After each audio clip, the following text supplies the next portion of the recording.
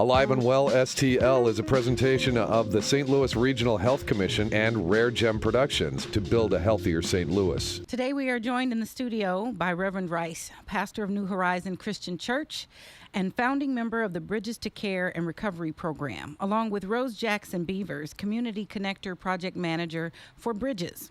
As we talk and think about what it means for our community to be alive and well, I am so pleased to be speaking with you both today.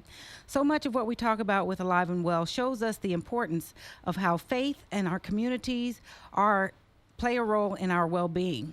We are eager to learn from them today. But before we get started, we want to highlight some of the work that the Behavioral Health Network does here in St. Louis called the Bridges to Care and Recovery. We will expand on this later in the show, but Bridges views faith communities as an integral part of the mental health response of our community. The program works with churches in St. Louis to help their pastors and lay leaders better understand mental illness and how to respond to congregants in need. They also help connect those experiencing mental health crises and the right types of resources that they'll need to get the assistance that they need. I'm Jade Harrell filling in for Bethany Johnson-Javois today. As you know, the title of this program is Alive and Well, and we recognize that in order to become physically well, we must be spiritually and emotionally well. Bridges works to make faith community spaces that are supportive of members living with mental illness and their family members and caregivers. Reverend Rice, I would love for you to start by telling us a bit about how the Bridges to Care and Recovery Program started here in St. Louis. Thank you so much, Jade. Yeah, it was an issue that we felt was a need because it's been overlooked so long. It really started because of homeless people that had mental health, or what we like to refer to as behavior health issues. Mm-hmm. And they've been overlooked. They had no place to go. They were being kicked out of the emergency rooms. And so we thought certainly that we can do better than that as a community. And it was that was the impetus of starting the Bridges to Care and Recovery. Mm-hmm. Yeah. What's been the response? Oh my, we've had nothing but positive response. The problem is, Jade, that many times we care for other illnesses, and yet we shy away from mental health or behavior health issues because of the stigma that's involved in it. And so this has introduced to our community that it is a health issue, just like blood pressure or heart disease, that we live with every day.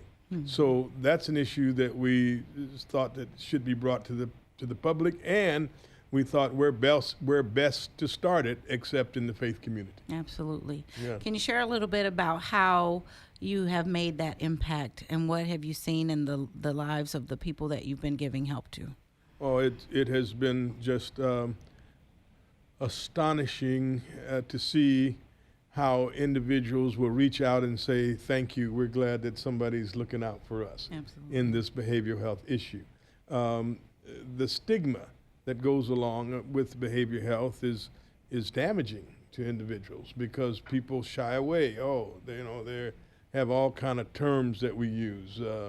What's that? Their elevator doesn't go up to the top, and what's some of the other ones that they don't have both oars in the water, and I could just go on and on. Yeah. And so much like other stigma or other terms that's used especially in our community, we felt that something must be done and that it must be addressed. And so it is from that Bridges to Care and Recovery came about. Absolutely. We're grateful for that.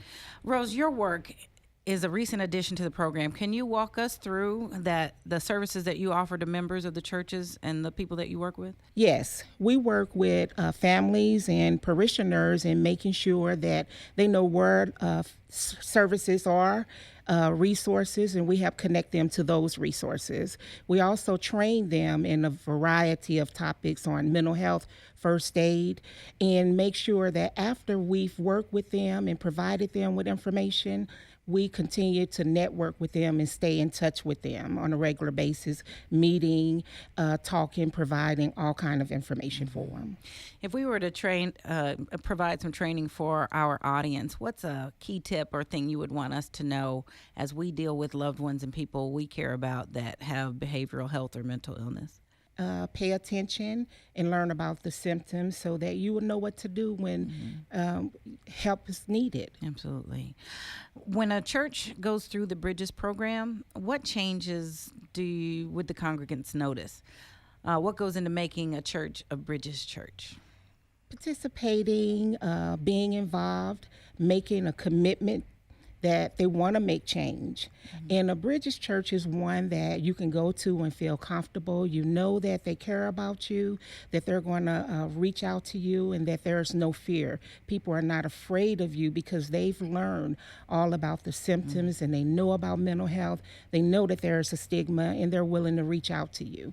So that makes it a church where people are willing to go to because they're behavior friendly. Yeah. Not only that, a supportive receiving environment can really help in the healing. Well, in addition to what Rose has just said, by the way, she is our connector for behavioral health, and she connects us to people that are in need of certain mental health services and other services, and she's able to branch her out in that. But in addition to that, to become a mental health or a Bridges church, they must take the course of mental health first aid. And so our first cluster, we gave it to the mental health first aid course, which is an 8-hour course. And then when they graduate from the mental health first aid course, then they become a Bridges church and they receive a nice plaque that says you now are a behavioral health, mental health or behavioral health church, to where that you're concerned about that particular need in the church. And so it works out well. Is there a banner or something that new members or people that haven't experienced your church would know and be able to identify there's a place I can go and be well received?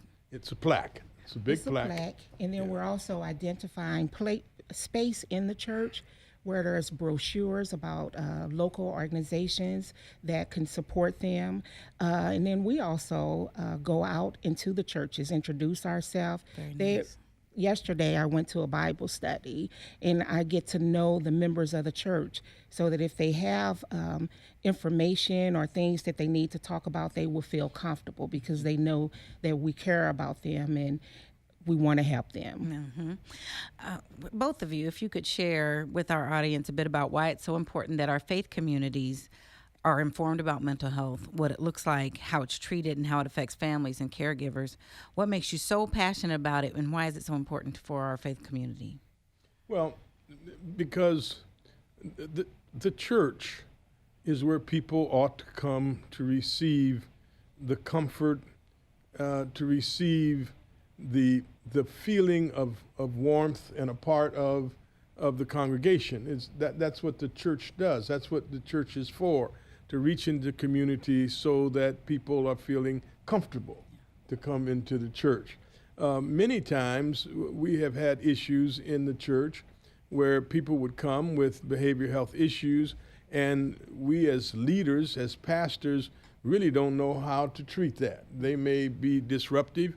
We don't know whether to call the police. We don't know whether to call the deacon board to meet that need. With the mental health first aid course now, and with the ministers that have been so receptive, they have been so well receiving of this program, then they will know and to instruct their health units in their church. Rose works with them, instruct the health units to how to deal better with individuals that are suffering with these behavioral health issues. Absolutely. And I would also like to say the church is the cornerstone, especially in the African American community. That's where we go to express our feelings, to talk about things that hurt us. But because of the stigma of mental health and behavior health, people are not willing to bring that up. They don't want people to know because they feel like it's going to not only affect their jobs, but it's going to affect how people perceive them. And so we want the church to be comfortable so that when people come in and reach out to them, they won't call the police if it's something is going on. They'll know how to respond. We've been taught to keep our secrets to ourselves, and we're trying to get it where the church, because you go there for everything else, go there too for behavior health information. So in closing, how would you describe what it means to you to be alive and well? We have, for so long, as the faith community, concentrated, dwelt directly with faith wellness, spiritual wellness. And then we reached out and began to deal with physical wellness. Many of our congregations have blood pressure checks, and we do diabetes checks and do that. What it means to me is to see those that have been left out, the least of these, to be able to say, we also have a place for you. And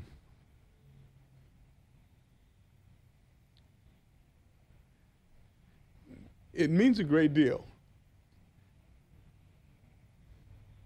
because for so long we've shied away, we've kept our families away,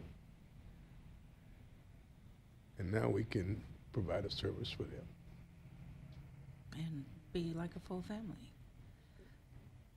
The least of these sums that up. Yeah, That's what the body is. sure.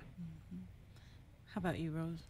And for me, it is being in tune with your health needs, your spiritual needs, and your mental needs, and being willing to be proactive and to take care of yourself. So when something is wrong, you're willing to be open enough to get the help that you need. Is there anything else that you would really like our audience to hear and know today from you? You're accepted. You're a part. We want you, and we need you, and we'll take care of you. There's a beautiful song that says, I need you to survive. Oh, yeah. I won't harm you with the words of my mouth. Yeah. I love you, and I need you to survive. Yeah. Sorry for being so emotional about Please don't. No apologies. For truth and sincerity of heart. Is there anything, Rose, that you want to be sure that our audience has? Yes, to understand that in order to eradicate stigmas against mental health and behavior health issues, we must be willing to educate. And in educating individuals, we're providing them with the knowledge to make good choices. Thank you both so much for being here today. We want to thank you for joining us for another episode of Alive and Well STL.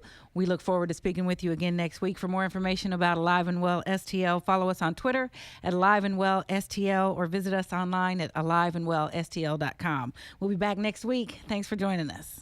If you, your family, or your organization is interested in talking about how we better the well-being of the region, sign up for more information, join the conversation, log on to aliveandwellstl.com, and let's build a plan on how we can work together and improve our overall health and become alive and well.